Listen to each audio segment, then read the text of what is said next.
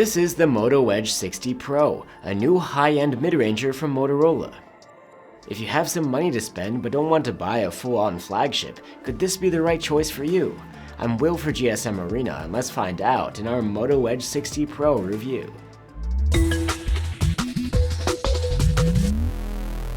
The Moto Edge 60 Pro is a phone that packs plenty of punch features-wise, with its flashy design and triple rear cameras. And compared to last year's model, it has a new, more powerful chipset, a new ultrawide camera, and a larger battery to boot. We have our Edge 60 Pro in dazzling blue, which is a nylon-inspired plastic finish that has a textile feel to it. The other options include a wood-like or leather-like texture. The phone is curvy. The back and front curve into a thin plastic frame, and the phone feels thin, light, and grippy enough in hand. Motorola has upgraded the ingress protection. The new model is not only IP68 rated against dust and water submersion, but also IP69 rated against high-pressure water jets. On top of that, the phone even complies to the US military standards for use in extreme conditions. And like we've seen on other Moto devices, there's a new hardware key. It's a dedicated button for calling up the phone's AI assistant. The display of the Edge 60 Pro is a curved 6.7-inch OLED with a 1220p resolution, a 120Hz refresh rate, and Gorilla Glass 7 eye protection. 120Hz is not as high as the 144Hz that we saw on the previous model, but is pretty much the standard these days for smartphone displays. The interface feels plenty smooth when swiping, and the refresh rate dials down to 60Hz when the phone is idling to save energy.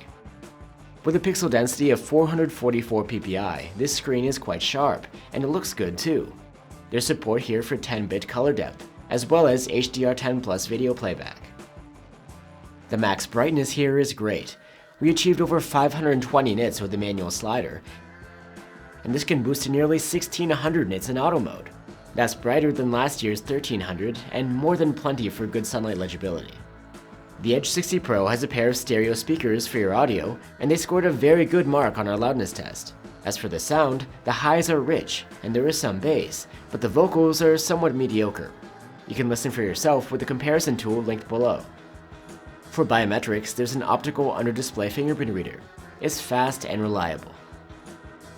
And the Edge 60 Pro can come with 256 or 512 gigs of storage on board, and is fast UFS 4.0 storage too. That isn't expandable through microSD. The interface of the Edge 60 Pro is Moto's latest version of Hello UI on top of Android 15. The experience is close to stock Android, except for specific Moto features which you can find organized within the Moto app. Connectivity between devices is easy to manage through the Smart Connect panel. And through here you can also connect the phone to a PC or monitor. You can even use voice commands to control the interface. The newest development within Hello UI is a suite of AI-based features provided through what's called Moto AI. It's an alternative to Gemini that even integrates features from other AI platforms. If you'd like to find out more about Moto's software experience and AI features, you can check out our dedicated video. And for support, Motorola promises 3 major OS upgrades and 4 years of security patches for the Edge 60 Pro. The Moto Edge 60 Pro uses a new MediaTek chipset called the Dimensity 8350 Extreme. It provides better performance than the previous model's Snapdragon 7 Gen 3, especially in GPU-based benchmarks. On top of that, the Edge 60 Pro uses faster LPDDR5X RAM. The result is that despite the performance not being quite flagship grade, this phone feels snappy and responsive. The thermal management isn't as great as the previous model, as we did experience thermal throttling during our prolonged CPU stress test. It wasn't too bad though.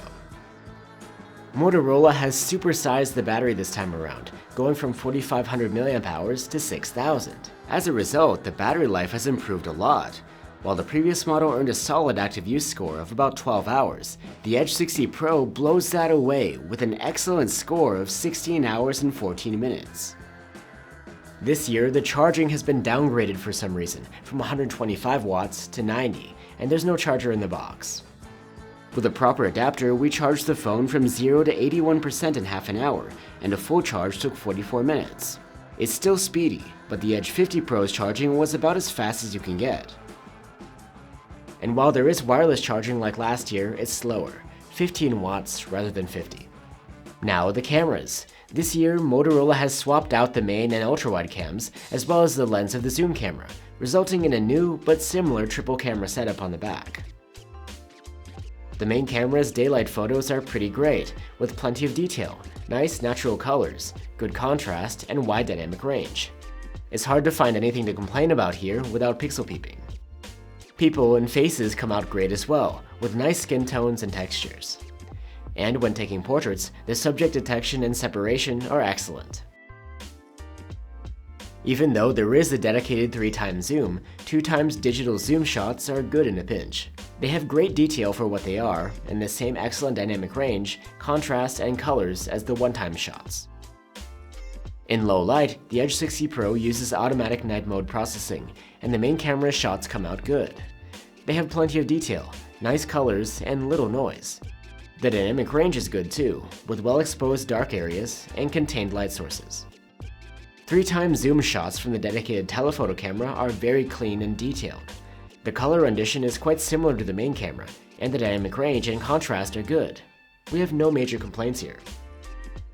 In low light, the telephoto cam does a good job as well. There's plenty of detail, the noise is low, and the dynamic range is very decent. The ultra-wide camera's daylight photos have a good amount of detail for this sort of camera, as well as minimal noise and practically no distortion at the edges. The colors and exposure are not quite a perfect match to the other two cameras, but it's still close enough. Having autofocus on the ultra-wide allows you to take macro close-ups. These shots are impressive, and the phone is able to focus quite close to its subject. The ultra-wide cam struggles a bit in low light though. The detail is actually good, and so is the dynamic range. However, everything comes out quite soft and muddy. This year's selfie cam is again 50 megapixels, but there's no autofocus this time around.